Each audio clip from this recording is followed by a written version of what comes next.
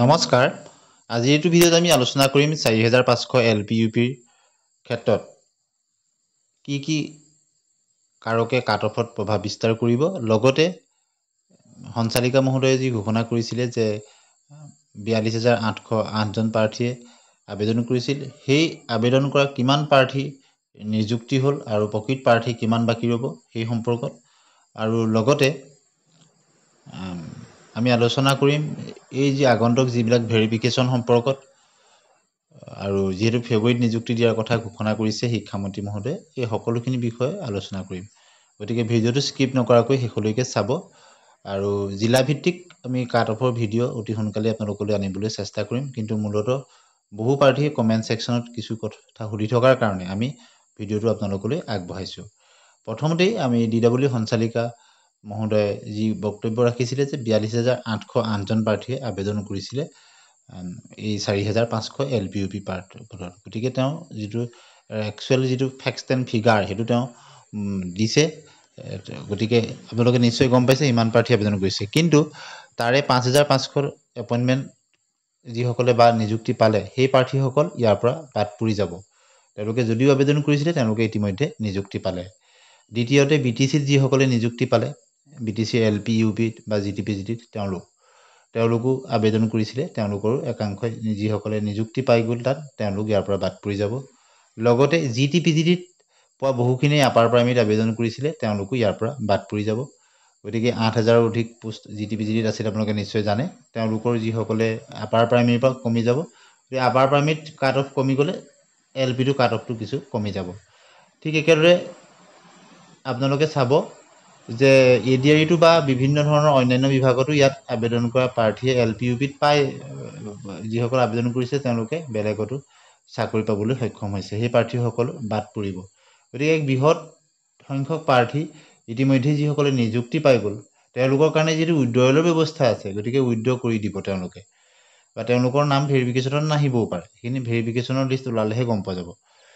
গতিকে এনেদৰে হ'ব। আৰু 42,000 কেনেদৰে ইমান বৃহৎ সংখ্যক প্ৰাৰ্থী হ'ল আপোনালোকে চাব যে 23 চনৰ ডিচেম্বৰত যেতিয়া 5,500 পদৰ বিজ্ঞাপন প্ৰকাশ পাইছিলে 26 ডিচেম্বৰত আপোনালোকে জানে, আৰু সেই যিটো ডিচেম্বৰৰ যিটো চিটেড দিয়া প্ৰাৰ্থী আছিলে 23 চনৰ, তেওঁলোকে কেইটামান দিনৰ কাৰণে কিন্তু আবেদন কৰিব নোৱাৰিলে, যিহেতু ফলাফল পিছত দিছিলে আৰু অনলাইন আবেদনৰ সময়সীমা লাষ্ট ডেট হৈ যোৱাৰ দুদিনমানৰ পিছতহে তেওঁলোকৰ ৰিজাল্ট দিছিলে। পিছত আৰু খুলি দিব বুলি বহুতেই আশা কৰি আছিল যদিও খুলি নিদিলে।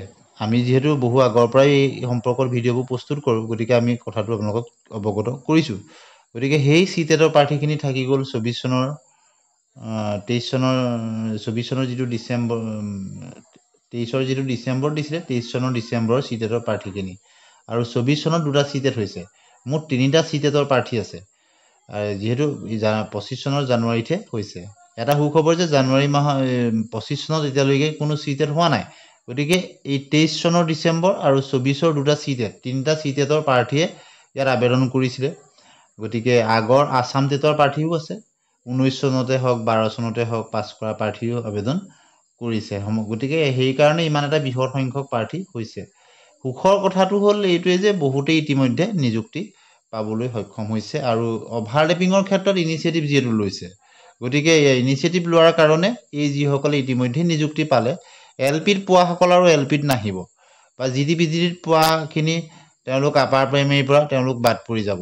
আপাৰ প্ৰাইমেৰীলৈ তেওঁলোক ঘূৰি নাহে, বা আহিবলৈও তেওঁলোকে যিহেতু ইতিমধ্যে গভৰ্ণমেণ্টৰ ওপৰত একে ডিপাৰ্টমেণ্ট ৰেকৰ্ড থাকে, গতিকে তেওঁলোকো অভাৰলেপ কৰিবহি নোৱাৰিব। আৰু অন্যান্য ডিপাৰ্টমেণ্টত পোৱাসকলকো উইড্ৰৱেলৰ কাৰণে যদি ব্যৱস্থা কৰি দিয়ে নিশ্চয় ভাল হ'ব। গতিকে তেতিয়া প্ৰকৃত প্ৰাৰ্থীসকলে পাব। আৰু যিহেতু 23 চনৰ এডভাৰটাইজমতে 5,500 হ'ল, গতিকে তাত আপোনালোকে যিটো কাট অফ দেখিছে যে কাট অফটো যথেষ্ট আনৰিজাৰ্ভ কেটেগৰীৰ ক্ষেত্ৰত কিছু টাফ হৈছে, বা OBC MOBCৰ ক্ষেত্ৰত হৈছে, কিন্তু অন্যান্য ৰিজাৰ্ভ কেটেগৰীৰ ক্ষেত্ৰত কাট অফটো যথেষ্ট ভবামতেই যথেষ্ট কম হৈছে। গতিকে 5,500ৰ লগত 4,500ৰ যদি তুলনা কৰা যায়, আমি কাট অফটো যিহেতু পোষ্টৰ সংখ্যা কম কিছু হয়তো বাঢ়িব, কিন্তু বহুত বেছি বাঢ়িব বুলিও ক'ব নোৱাৰি। তথাপিতো বিভিন্ন গ্ৰুপছবিলাকত বা আপোনালোকৰ কমেণ্ট ছেকশ্যনৰ যিখিনি পাইছোঁ সেই অনুযায়ী কাট অফটো কিছু বাঢ়িব।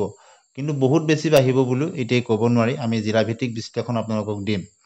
গতিকে এইখিনি হ'ল মূল কথা যে কি কাৰকে প্ৰভাৱ বিস্তাৰ কৰিব। আৰু যিটো SRD যোগেদিও বহুত শিক্ষক নিয়মীয়াকৰণ হৈ গ'ল, স্পেচিয়েল ৰিক্ৰুইটমেণ্ট ড্ৰাইভাৰ আণ্ডাৰ, তেওঁলোকো ইয়াৰ পৰা বাদ পৰিব। গতিকে SRD শিক্ষকসকল আৰু হাইস্কুলৰো ঠিকাভিত্তিক বা এডিশ্যনেল টিচাৰসকলো তেওঁলোক হৈ গ'ল, তেওঁলোকৰো বহুতেই যে ঠিকাভিত্তিকত আছিলে আপাৰ প্ৰাইমেৰীত তেওঁলোকে বহুতেই আবেদন কৰিছিলে, কিন্তু তেওঁলোকৰ নিজৰ স্কুলতে পোষ্টবিলাকৰ সৈতে তেওঁলোকৰ সুবিধাজনকভাৱে তেওঁলোকৰ নিয়মীয়াকৰণবিলাক হৈ গ'ল। গতিকে তেনেদৰে বহুখিনি প্ৰাৰ্থী অৰ্থাৎ বহুত হাজাৰৰ ঘৰত প্ৰাৰ্থী তেনেদৰে নিযুক্তি হৈ যোৱাৰ কাৰণে ৪৫০০ৰ ক্ষেত্ৰত যদিও ৪২,০০০ অধিক যেন প্ৰাৰ্থী লাগিছে, ৪২,৮০৮জন প্ৰাৰ্থী, তথাপিতো বৃহৎ সংখ্যক প্ৰাৰ্থী ইয়াৰ পৰা তেওঁলোক যিহেতু নিযুক্তি তেওঁলোকৰ হৈ গ'ল, গতিকে তেওঁলোক ইয়াৰ পৰা তেওঁলোকৰ উজ্জ্বল হৈ যাব, অৰ্থাৎ তেওঁলোকৰ ইয়াৰ পৰা কম্পিটিশ্যনৰ পৰা আঁতৰি যাব। বাকী থকা যি 3টা CTET-ৰ প্ৰাৰ্থী, অসম টেটৰ প্ৰাৰ্থী সেইখিনি থাকিব।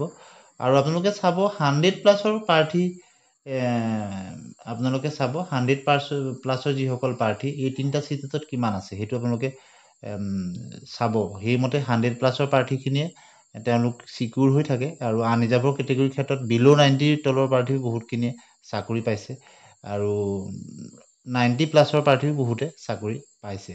গতিকে এই ক্ষেত্ৰত আমি জিলাভিত্তিক কিছু তথ্য আপোনালোকলৈ আগবঢ়াম পৰৱৰ্তী পৰ্যায়ত। কিন্তু আজি যিহেতু এই ফিগাৰটোক লৈ ৪২,৮০৮জন প্ৰাৰ্থী ৪৫০০ পদৰ কাৰণে সেই কথাটোক লৈ আমি আলোচনা কৰিলোঁ, আৰু কি কাৰকে প্ৰভাৱ বিস্তাৰ কৰিব, কি কাৰণত কাট অফটো কমিব মানে ৫,৫০০তকৈ আমি কমিব বুলি কোৱা নাই বা আগলৈও আমি নকওঁ, কিয়নো পোষ্টৰ সংখ্যা কম আৰু 3টা CTET-ৰ প্ৰাৰ্থী আছে আৰু অসম টেটৰ প্ৰাৰ্থী আছে। গতিকে অসম টেটৰ বাৰু যিসকলৰ ভাল নম্বৰ আছিলে তেওঁলোকে ইতিমধ্যেই চাকৰি পাই গৈছে, কিছু তলত থকা প্ৰাৰ্থীসকল, আৰু CTET এই 3টা CTET-ত যিসকলৰ এতিয়া ভাল মাৰ্কছ আছে তেওঁলোকৰ যথেষ্টখিনি টাফ কম্পিটিশ্যন হ'ব বুলি আমি ভাবিছোঁ এই 3টা। গতিকে তাৰ মাজতেই কম্পিটিশ্যন হৈ কাট অফ কিমানলৈকে যাব, সেই এভাৰেজ কাট অফৰ বিষয়ে আমি ইতিমধ্যে এটা ভিডিঅ' দিছোঁ। গতিকে যদি আপোনালোকে চায়, যদিও ৪২,০০০ প্ৰাৰ্থী আবেদনকাৰী, তাৰে বহুখিনি নিযুক্তি হৈ যোৱাৰ কাৰণে তেওঁলোক বাদ পৰি যাব। আৰু পৰৱৰ্তী সময়ত তেওঁলোকে যদিও বাদ নপৰিলেও তেওঁলোকক উইথড্ৰয়েলৰ ব্যৱস্থা কৰিব।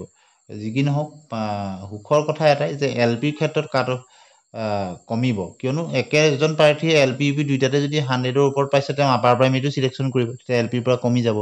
ঠিক একেদৰে LPত বেলেগ ডিষ্ট্ৰিক্টত ৫,৫০০ পোৱাসকল আকৌ ইয়াত আহিব নোৱাৰিব, বা BTC বা অন্য ক'ৰবাত LPত পোৱাসকল আকৌ ইয়ালৈ আহিব তেওঁলোকে নোৱাৰিব। আজিকালি একেটা ডিপাৰ্টমেণ্ট গম পাই যায়, অসম চৰকাৰৰ অধীনত হ'লে তেওঁলোকে গম পাই যাব। গতিকে BTCৰ কথাটো বাৰু আমি ক'ব নোৱাৰোঁ। গতিকে হ'লেও একে অসমৰ ভিতৰে যিহেতু কানেকশ্যনবিলাক থাকে, গতিকে এজন প্ৰাৰ্থীয়ে এটা চাকৰি পোৱা যুগত, গতিকে LPখিনি পুনৰ LPলৈ নাহে। ঠিক কিন্তু আপাৰ প্ৰাইমেৰীত আহি কম্পিটিশ্যন এটা দিব। LPত পোৱা প্ৰাৰ্থীজনে আপাৰ প্ৰাইমেৰী যদি পৰৱৰ্তী CTET-ত তেওঁ বেছি নম্বৰ পাই আবেদন কৰিছিলে, তেওঁ হয়তো আহি যাব। তেওঁ যদি ভাল মাৰ্কছ পালে তেওঁ আপাৰ প্ৰাইমেৰীলৈ আপগ্ৰেড হৈ তেওঁ আহিব বিচাৰিব বা আহিব পাৰিব, তেনেধৰণৰ ব্যৱস্থা আছে।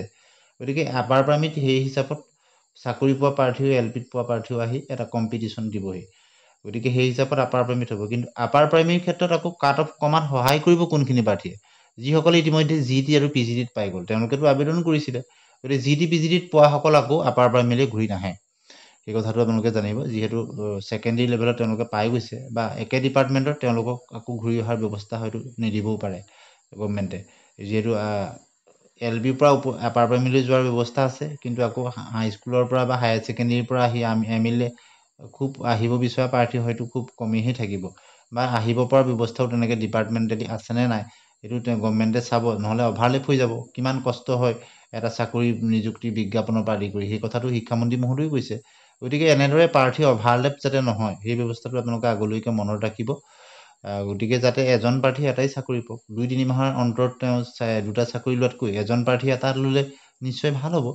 যিহেতু বহু প্ৰাৰ্থী বয়সৰ সমস্যা থাকে, বহু বছৰ তেওঁলোক লাগি আছে, গতিকে এজন প্ৰাৰ্থী এটা চাকৰি পোৱাই যুগত। সেই হিচাপত এনেধৰণৰ কিছু কাৰকে কাট অফত প্ৰভাৱ বিস্তাৰ কৰিব বুলি আমি ভাবোঁ। গতিকে আপোনালোকেও আপোনালোকৰ মতামত জনাব। পৰৱৰ্তী সময়ত আমি জিলাভিত্তিক আপোনালোকক কাট অফৰ ভিডিঅ' দিম। যিহেতু আজিৰ পৰা PWD কেণ্ডিডেটসকলৰ ভেৰিফিকেশ্যন হৈছে, শিক্ষামন্ত্ৰী মহোদয়ে এক সূচী হিচাপত দি দিছে NCC হ'ব, তাৰপিছত কালচাৰেলখিনি হ'ব, তাৰপিছত জেনেৰেল ভেৰিফিকেশ্যনখিনি হ'ব। গতিকে ভেৰিফিকেশ্যনৰ প্ৰক্ৰিয়াটো জানুৱাৰী মাহত শেষ হ'ব বুলি তেওঁ অৱগত কৰিছে আৰু ফেব্ৰুৱাৰীত নিযুক্তি দিয়াৰ পৰিকল্পনা আছে।